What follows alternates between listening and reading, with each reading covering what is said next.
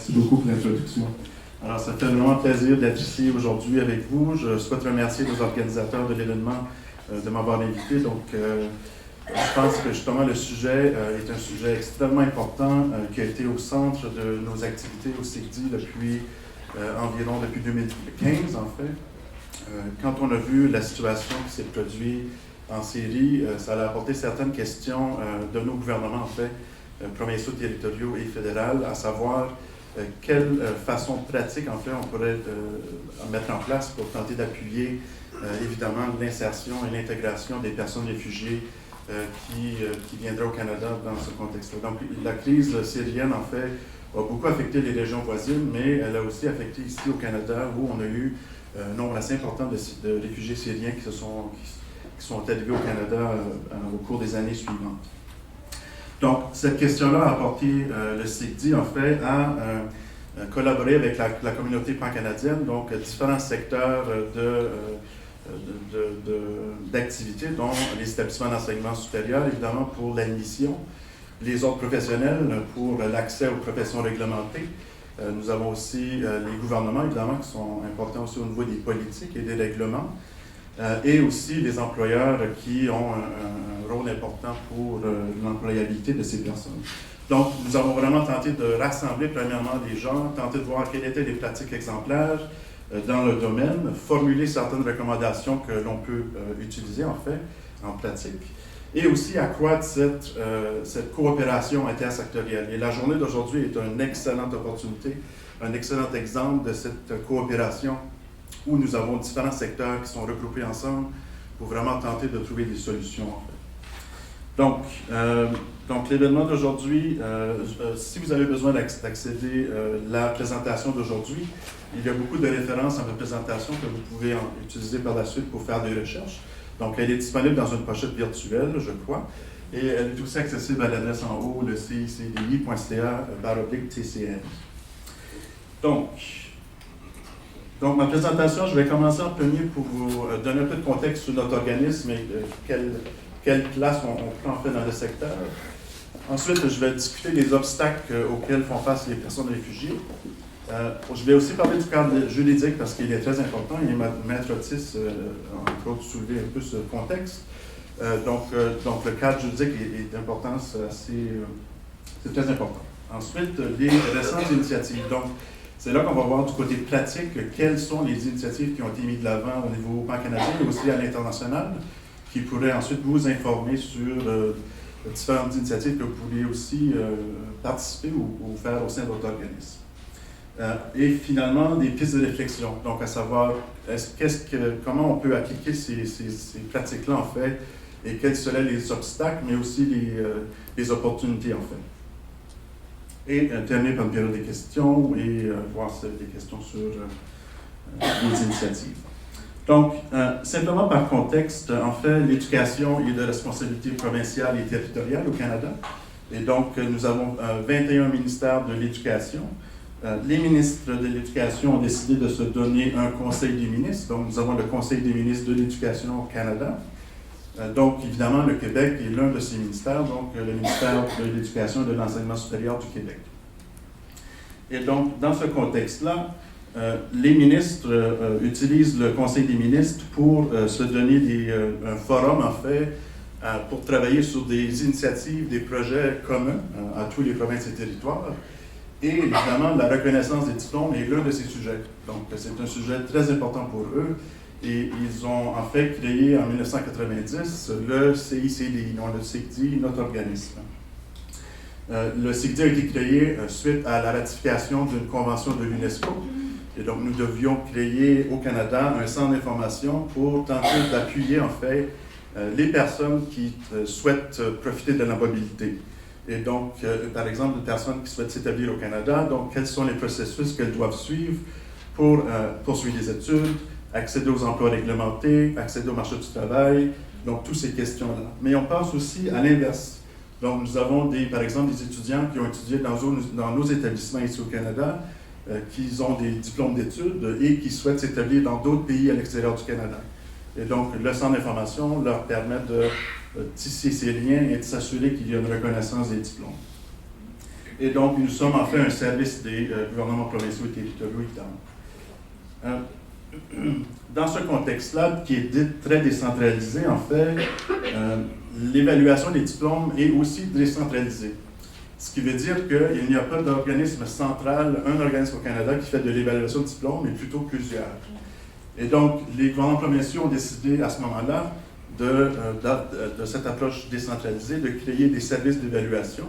Et donc, au Québec, vous connaissez certainement le service d'évaluation comparative du MIFI, donc, qui est situé au sein du ministère de l'Immigration. En Alberta, il est au sein du ministère de l'Emploi. En Colombie-Britannique, il est au sein d'une école polytechnique. En Ontario, nous avons 3 organismes, dont un qui est au sein de l'Université de Toronto, et notre collègue de l'Université de Toronto est ici. Et nous avons 2 autres services qui sont privés aussi en Ontario. Donc, il y a 6 organismes au total qui offrent de l'évaluation comparative ou de l'évaluation de diplôme. En termes de volume, ces organismes, en fait, font beaucoup d'évaluations. Ils ont fait l'année passée, en 2018, plus de 450 000 évaluations comparatives. Et donc, le CECDI, évidemment, joue le rôle de secrétariat de cette alliance pour s'assurer, en fait, qu'ils sont conformes aux conventions internationales et qu'ils font de l'évaluation qui, évidemment, suit ces règles, en fait. Donc, parlons maintenant des obstacles pour les personnes réfugiées. Donc, dans le cadre du projet que nous avons mené en 2015-2016, nous avons fait 4 constats qui sont vraiment liés à des diplômes d'études. Donc, un diplôme d'études qui est émis par un établissement d'enseignement et que la personne tente de reconnaître par la suite, que ce soit une personne réfugiée ou autre. Dans ce cas-ci, on a mis l'emphase sur vraiment les personnes réfugiées. Et donc, le premier défi, c'est vraiment lié aux études incomplètes ou interrompues. Donc, quand on pense qu'une personne se retrouve dans une situation où elle doit quitter rapidement le pays ou se déplacer, évidemment, les études sont interrompues. Et donc, la personne a peut-être complété 2 années d'un baccalauréat, mais n'a pas terminé ses études. Donc, elles sont incomplètes. Le deuxième obstacle, donc, c'est au niveau des documents manquants ou partiels. Et donc, la première chose quand une situation comme celle-là arrive dans un pays, évidemment, je ne pense pas que de colliger tous les documents est vraiment une priorité pour ces personnes. Et donc, évidemment, ce qui peut arriver, c'est que les personnes n'ont pas accès aux documents. Ils ont peut-être certains documents, par exemple, ils ont peut-être des photos du document sur leur caméra de leur téléphone. Ils ont peut-être une photocopie qui n'est pas une copie authentique. Ils ont peut-être, elle est peut-être à quelque part, par exemple, chez leurs parents, qui est peut-être resté dans un pays voisin. Donc, l'accessibilité des documents demeure un obstacle qui est très, très important, en fait. Le troisième obstacle, c'est l'impossibilité de vérifier les documents. Donc, on parle ici de vérification. Parce qu'évidemment, si on a certains documents, par la suite, dans le processus d'évaluation, on doit vérifier et authentifier si le document est authentique. Et donc, on pense à une situation très réelle. Par exemple, l'université dans laquelle la personne a étudié a peut-être été détruite, et donc elle n'existe plus. L'équipe le corps professoral et aussi administrative n'est plus là. Elle est aussi déplacée, ces personnes sont aussi devenues des réfugiés. Les documents ont peut-être été détruits, donc peut-être que le feu a détruit l'ensemble des documents des étudiants.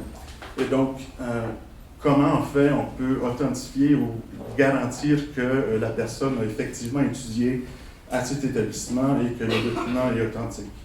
Et donc, vous pouvez voir que ça cause certains défis. Le dernier élément est lié à l'assurance qualité et agrément. Donc, lorsque les pays mettent en place un système d'éducation, comme ici au Québec, le Québec a mis en place son système d'éducation, évidemment, il y a des lois et règlements, il y a des procédures d'assurance qualité. Donc, il y a certains éléments qui s'assurent que les programmes et les diplômes mènent à des études qui sont valides et qui sont reconnues, en fait.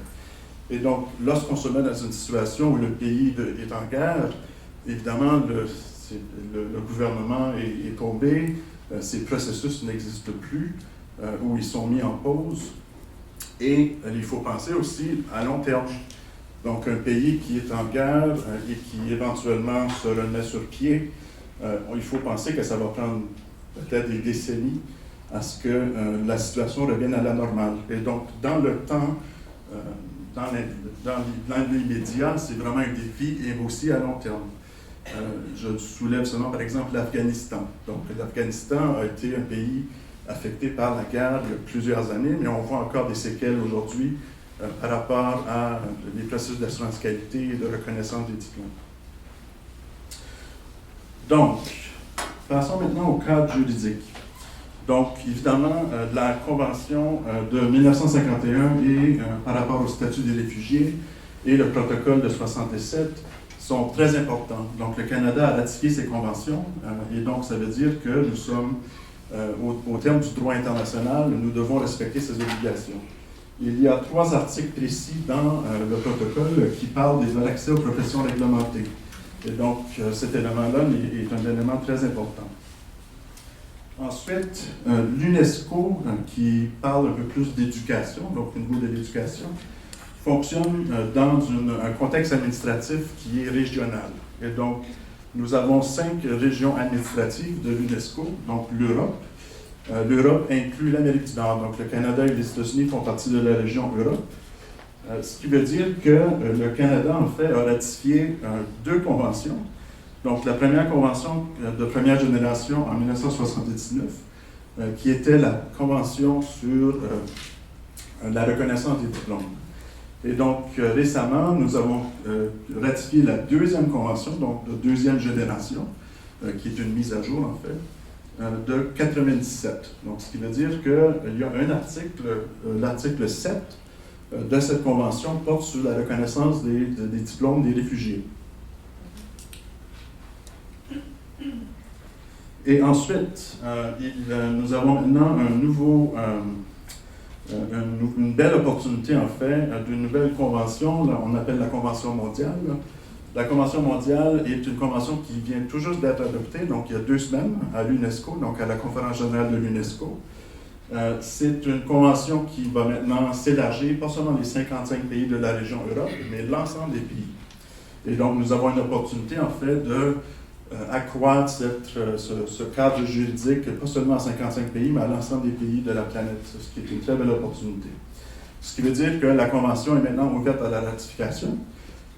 Nous avons participé, les gouvernements provinciaux, territoriaux et fédéraux, ainsi que tous les organismes liés à la reconnaissance, ont participé étroitement au processus de consultation qui a mené, évidemment, à l'adoption du texte il y a 2 semaines.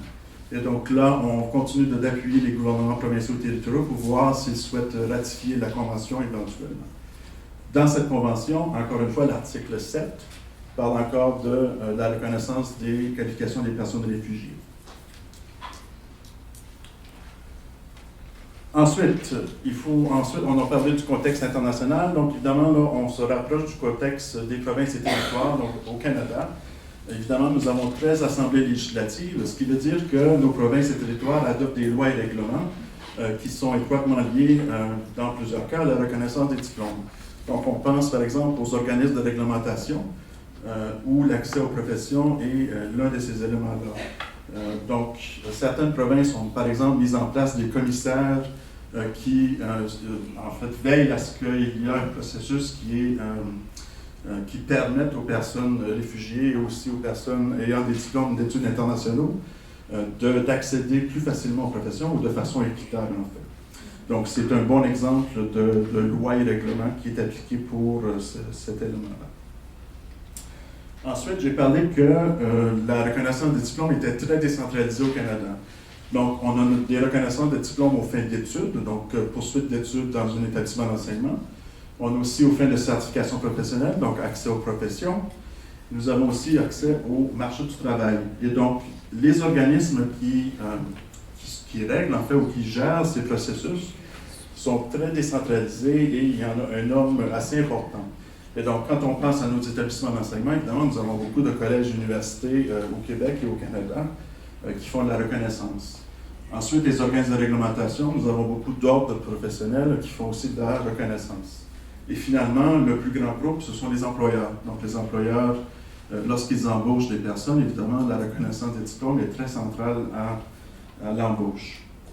Il ne faut pas oublier aussi l'immigration de main-d'œuvre qualifiée, qui maintenant, dans certains cas, requiert une évaluation de diplôme pour être en mesure de passer par un programme d'immigration.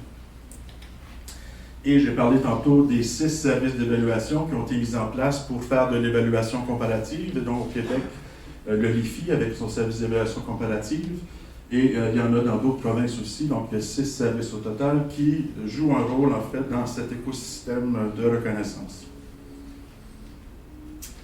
Donc, avant de passer aux pratiques, aux initiatives, je souhaite simplement vous montrer que sur notre site Internet, vous pouvez aller accéder directement à toutes les initiatives dont je vais discuter aujourd'hui. Cette section de notre site Internet contient des détails très approfondis sur ces initiatives. Donc, je vais parler de 4 initiatives précises. La première, à la gauche, concerne surtout au niveau des politiques, donc les politiques de vos organismes. Alors que les 3 autres du côté droit, ce sont des exemples d'initiatives ou d'outils pratiques qui ont été mis en place justement pour appuyer les personnes réfugiées. Donc, commençons par au niveau des politiques. Donc, le CICDI, comme je parlais tantôt, en 2015, a fait du travail en fait avec la communauté au Canada pour tenter de voir quelles étaient les pratiques exemplaires qui existaient. Donc, recenser les pratiques, mais aussi émettre des recommandations. Et donc, on tentait de voir si, évidemment, nous avons un processus d'évaluation régulier, donc qui est commun à des organismes qui passent, où tous les demandeurs passent par ce processus. Mais il faut aussi prévoir une procédure de rechange, donc pour évidemment un taux de personnes qui devraient accéder à une procédure alternative, qui n'est pas accessible à tout le monde, évidemment, mais entre autres, par exemple, aux personnes réfugiées. Et donc, cette procédure de rechange, il fallait en fait déterminer quelle était cette procédure et qui devait y accéder en fait. Et donc, ce document-là, il est lié aux conventions. C'est un document qui est d'appui aux organismes comme les vôtres aujourd'hui qui se penchent sur ce sujet. Et c'est une façon en fait d'améliorer vos pratiques et vos politiques basées sur une méthodologie qui est différente, comme on va voir. Il y a 2 différentes méthodologies, 5 méthodologies que vous pourriez utiliser. Donc, dans le contexte, encore une fois, décentralisé, nous avons tenté d'offrir un appui, en fait, pour tenter de voir différents types d'organismes, quels pourraient être les différents types d'approches qui pourraient être suivies, et certaines peuvent aussi être complémentaires, en fait. Donc, ici, je soulève les 5 approches. Donc, la première, et c'est important aussi de soulever que les approches sont par secteur, en fait. Donc, quand on parle des services d'évaluation, on parle des 6 services d'évaluation, comme le MIFI, par exemple, alors que les organismes de reconnaissance, on parle de tous les autres secteurs, donc établissements d'enseignement supérieur, les ordres professionnels, les employeurs. Donc, la première approche consiste à créer un profil de pays, donc un profil qui explique, qui en fait donne du contexte sur le pays du système d'éducation, et aussi une attestation de comparabilité, donc à quoi se compare le document. Ce document-là pourrait être annexé à un CV, par exemple, lorsque la personne postule à un emploi, et serait un document d'appui, en fait. La deuxième approche, c'est une approche de document d'information. Et donc, le document d'information est une façon de s'asseoir avec la personne en question, demander à la personne de décrire le profil académique que la personne a complété, ses compétences, et ensuite de demander sous serment que cette personne atteste qu'elle a effectivement que ce qu'elle atteste est véritable, en fait. Donc, c'est encore une fois un document qui peut servir à être attaché à un CV, par exemple, et servir à attester des renseignements sur cette personne au niveau académique.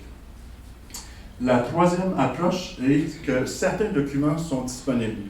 Et donc, quand je parlais tantôt que la personne a quitté le pays en question, n'a pas réussi à rassembler tous ces documents, dans certains cas, certaines personnes ont des documents. Donc, ils ont peut-être des photocopies, peut-être qu'ils ont le document authentique, donc la version officielle, Donc, c'est très possible que la personne a encore des documents. Ce qu'on s'est aperçu avec les personnes qui sont venues de la série, il y en avait beaucoup, en fait, qui avaient déjà leurs documents. Et donc, ils n'ont pas eu à passer par une voie alternative, mais plutôt à la voie, en fait, qui était prévue pour toutes les autres personnes. La quatrième approche est que certains documents sont vérifiables. Donc, nous avons été en mesure de vérifier certains que ces documents-là étaient authentiques. Et donc, ça, c'est une approche qui est aussi possible. Et finalement, l'approche du test de compétences. Et donc, c'est un mélange d'entrevues où on va faire une entrevue avec la personne. On va aussi avoir des experts qui connaissent peut-être le système d'éducation et qui sont en mesure de reconstruire en fait, tout le background en fait, que la personne a pu avoir, et aussi faire un test écrit ou pratique pour voir si les compétences de la personne sont confirmées. En fait. Avec ces 5 approches, il y a aussi 13 recommandations qui ont été émises. Je ne les ai pas mis ici, mais ils sont disponibles dans le document. Des recommandations que l'on peut considérer lorsqu'on met en place ces approches au sein d'un organisme. Passons maintenant à l'initiative, et ça c'est un outil pratique en fait, qui a été mis en place par la World Education Service, donc WES, qui est un des services d'évaluation en Ontario. Donc WES a mis en place le Gateway Program comme un projet pilote en 2017. Et après le projet pilote, ils ont décidé de mettre le programme comme étant un programme permanent depuis cette année. Et donc, le programme a des critères assez précis sur les systèmes éducatifs. Donc, c'est seulement les personnes qui ont étudié ou qui ont des qualifications de l'Afghanistan, Érythrée, Irak, Syrie, Turquie, Ukraine et Venezuela qui peuvent actuellement demander l'accès à ce programme. Évidemment, éventuellement, si le programme est un succès, ils vont peut-être reconsidérer d'élargir les pays, et pour l'instant, ce sont ces pays-là uniquement. Ce que WES a trouvé et l'approche qu'ils ont adoptée, c'est qu'ils devraient avoir au moins un document qui est vérifiable. Et donc, ils se sont aperçus que dans la plupart des cas, ils étaient en mesure de vérifier l'authenticité d'au moins un document. Et ce document-là peut être, par exemple, une carte étudiante, ça peut être un relevé de notes, ça peut être un diplôme, ça peut être différents types de documents. La méthodologie et le programme est en fait assuré par WES, mais aussi par des organismes communautaires. Et donc, les organismes communautaires participent au projet et sont très impliqués dans l'administration du projet, ce qui est une approche très intéressante en fait. Le rapport qui a été mis offre premièrement un profil sur le système d'éducation du pays. Ils offrent aussi une comparabilité sur le diplôme d'études. Ensuite, ils expliquent la preuve qui a été utilisée pour authentifier le document.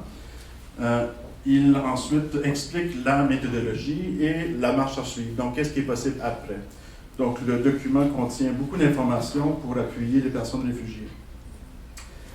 Et finalement, comme je disais tantôt, dans plusieurs cas, les personnes, en fait, n'ont pas eu besoin de passer par la procédure de rechange. Dans plusieurs cas, les personnes ont pu passer par la procédure régulière. Et donc, ce qu'on s'est rendu compte, c'est que dans plusieurs cas, on n'a pas besoin de la procédure de rechange pour un aussi nombre important que l'on pense qui aurait besoin d'accès à la procédure. Alors, la procédure de rechange peut être utilisée pour un nombre plus limité.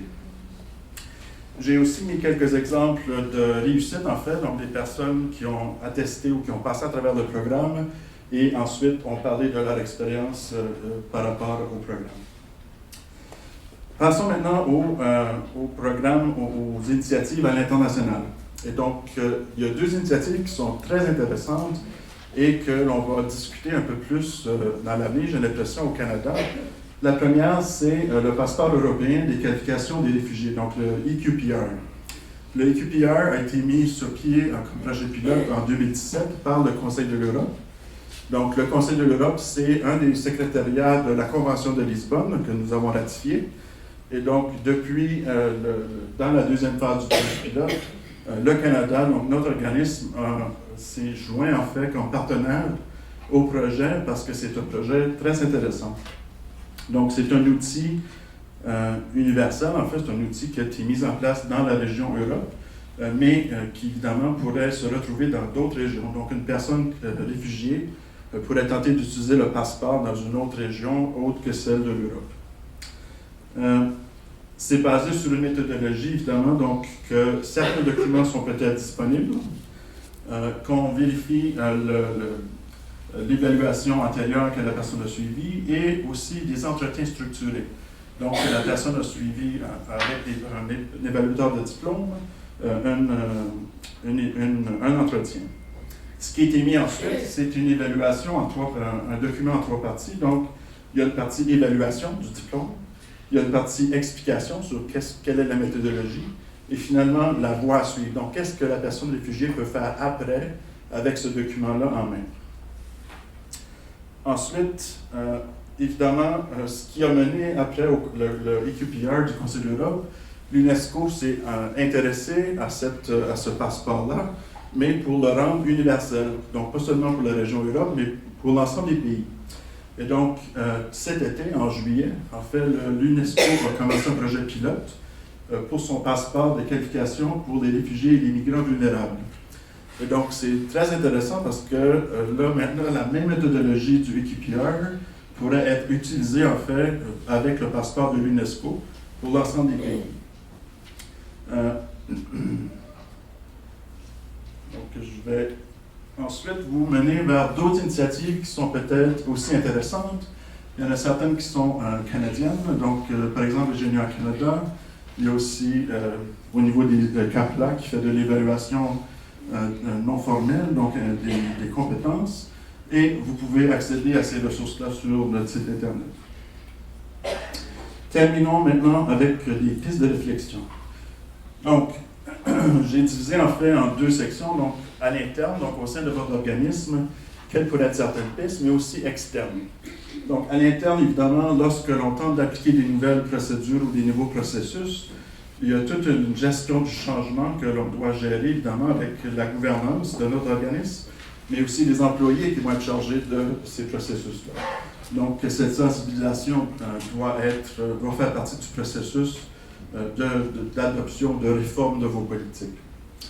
Il faut aussi mettre en place une politique. Donc, quand on parle de la politique, par exemple, les critères d'admissibilité, qui va pouvoir avoir accès à cette procédure ou cet outil, et donc que ce soit très clair, en fait, qu'on puisse délimiter quelle est la méthodologie que vous allez utiliser, quels sont les documents que vous allez accepter, et finalement les ressources. Donc évidemment, lorsque l'on parle de mettre en place certains de ces outils, ce sont des outils qui demandent des ressources, et donc évidemment, soit l'embauche de personnel additionnel, mais aussi il faut penser aux frais que l'on va demander à ces personnes. Et donc, puisque ce sont des personnes déjà défavorisées dans un contexte un peu difficile, donc des personnes réfugiées, qui prendra en charge le coût et quel sera le coût, évidemment. Et donc, ces éléments-là sont très importants dans la mise en place de telles initiatives.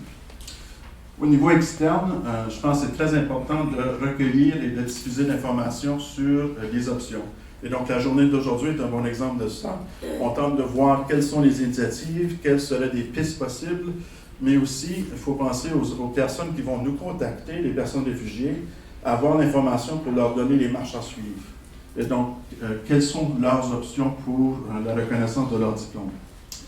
Il faut évidemment miser sur des pratiques exemplaires. Donc, vous n'êtes pas les seuls organismes qui tentent de passer par ce processus. Donc, il y a plein d'autres organismes qui tentent aussi de trouver des solutions. Et donc, il faudrait tenter de travailler ensemble pour utiliser ou pour partager, en fait, nos pratiques et pas nécessairement réinventer la roue. Donc, il faut simplement voir ce qui fonctionne mieux et ce qui fonctionne moins. Et finalement, maximiser la collaboration intersectorielle. Donc, entre secteurs, quand nous avons parlé tantôt d'études, par exemple, une personne va peut-être poursuivre des études, ensuite va passer dans une profession réglementée, et ensuite sur le marché du travail. Ensuite, on peut voir la ligne, en fait, que cette personne peut suivre. Et donc, il faut s'assurer qu'il y a une certaine cohérence entre les différents organismes qui vont assurer la reconnaissance des qualifications de ces personnes. Donc, je vais m'arrêter là. Et je vous remercie beaucoup pour votre attention. Merci beaucoup, M. Ringuette. Et ce qui est très intéressant, c'est que vous nous avez amené à penser à l'équité. On peut peut pas accueillir des personnes réfugiées qui ont des parcours qui ne sont pas similaires à la population en général et probablement aussi aux qualifiés, sans penser à l'adaptation des pratiques, sans penser à toucher, et je trouvais aussi très intéressant que vous nous interpellez sur intervenir auprès des politiques, des programmes, des pratiques, des équipes et aussi entre les secteurs. Parce que je pense qu'effectivement, on ne peut pas adapter sans réellement aller interroger les cadres. Parce que si les cadres ne s'élargissent pas, malheureusement, on tombe dans l'exclusion. Merci beaucoup.